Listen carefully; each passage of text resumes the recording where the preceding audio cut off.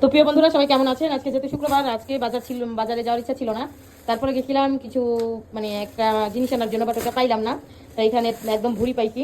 তো এখানে আমি 2 কেজি ভুড়ি নিয়ে আসছি। অনেক সময় ভুড়িটা না পরিষ্কার করে বিক্রি করে, বাট পরিষ্কার করা ছাড়াটা যদি আপনি আনতে পারেন তাহলে এটা খেয়েও মজা। তো পরিষ্কার করা ওরা সোটা দিয়ে পরিষ্কার করে, তো এটা ভালো লাগে না।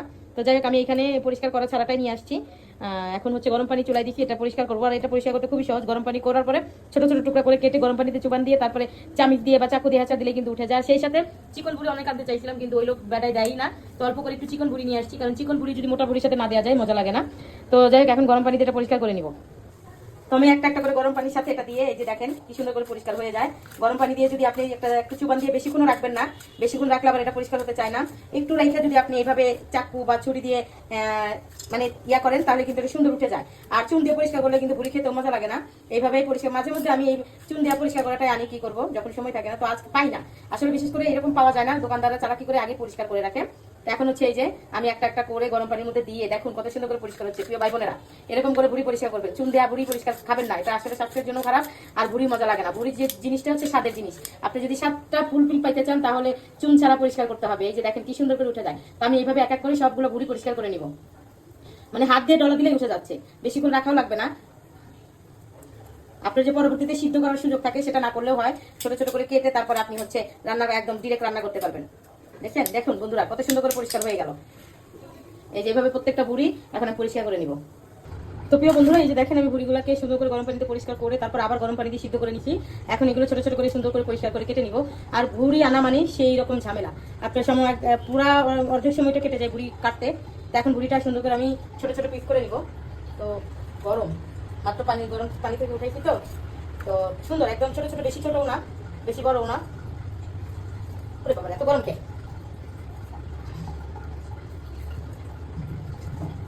এই যে এরকম করে ছোট ছোট করে কেটে নিব। এগুলো কিন্তু আপনার উপরের দেখেন ময়লা, এগুলো পরিষ্কার করলে কিন্তু ধুইলেই চলে যাবে। আপনারা আবার এগুলো ময়লা মনে করেন না। দেখছেন এই যে এখন এগুলো ছোট ছোট করে এইভাবে কেটে নিই, তারপরে বাকিটা আপনাদের দেখাবো। তো প্রিয় বন্ধুরা, এই যে আমি বুড়ি পরিষ্কার করে নিচ্ছি, একদম পরিষ্কার করে নিচ্ছি। এখন রান্না করবো। তো রান্না করার জন্য আমি এখানে পেঁয়াজ বসাই দিচ্ছি। মানে শুক্রবারটাও খুব তাড়াতাড়ি রান্না করতে হচ্ছে। তো এখানে আমি রান্না করার জন্য অলরেডি পেঁয়াজ দিয়ে দিচ্ছি। 3 চুলায় 3টা বসাই দিচ্ছি। বুড়ির মধ্যে একটু তেল বেশি লাগে।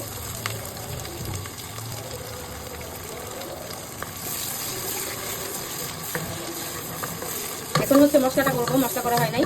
চিন্তা করলাম যে বুড়ির পেঁয়াজটা বসাই দিয়ে পরে মশলা করে নিয়ে আসি। তো আমি এখানে মশলাটাও করে নিয়ে আসছি। আদা রসুন জিরা একসাথে ব্লেন্ডার করছি, সেটা এখন দিয়ে দিলাম। মানে অনেকে ব্লেন্ডার করে ফ্রিজে রাখে, আমার এটা পছন্দ না। আমি নগদ নগদ ব্লেন্ডার করে তারপরে করি।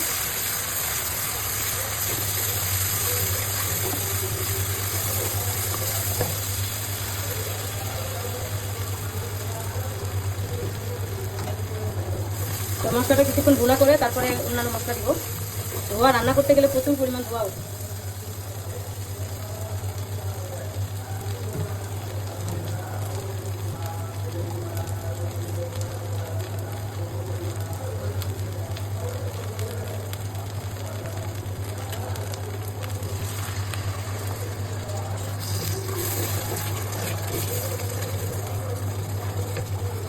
ধোয়া কেন ওঠে রান্না করতে গেলে।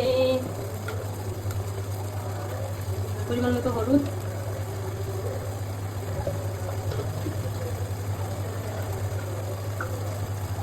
ধনিয়া গুঁড়া, মরিচের গুঁড়া, প্যাকেট ঢালা হয়নি এখন। পরিমাণ মতো মরিচের গুঁড়া, মরিচ একটু বেশি দিব, কারণ হচ্ছে একটু ভুড়ি ঝাল না হলে ভালো লাগে না। আর প্রচুর ধোয়া, রান্না করতে গেলে এত ধোয়া কেন ওটাই বুঝি না।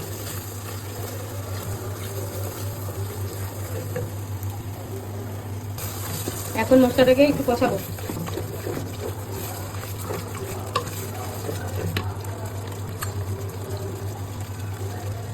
এরপর ধুয়ে রাখা মশলাটা কষানো হয়ে গেলে ধুয়ে রাখা বুড়িগুলো দিয়ে দিব। আমি কিন্তু বুড়িগুলো অনেকবার ধুয়েছি, অনেকবার। প্রথমে গরম পানি দিয়ে সিদ্ধ করে তারপর পরিষ্কার করছি। এরপর আবার গরম পানি দিয়ে 5 মিনিট ফুটাইছি। এরপর পরিষ্কার করে 6-7টা ধোয়া দিয়ে এখন হচ্ছে বসাইয়া দিলাম।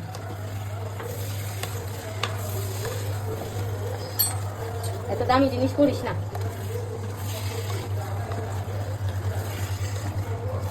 এখন এটা সুন্দর সুন্দর সুন্দর করে কষায় কষায় তারপরে রান্না করবো। আরও অনেক কাজ আছে। ডাল রান্না করবো আম দিয়ে, শুটকি ভর্তা করবো, এরপরে হচ্ছে জালি কুমড়ার চাক ভাজি করবো। তাকে যেখানে ঘুরতে গেছিলাম ওইখান থেকে জালি কুমড়া নিয়ে আসছিলাম। এই যে এখানে এখন ঢেকে দিব, ঢেকে দিয়ে তারপরে সুন্দর করে অনেকক্ষণ রান্না করবো।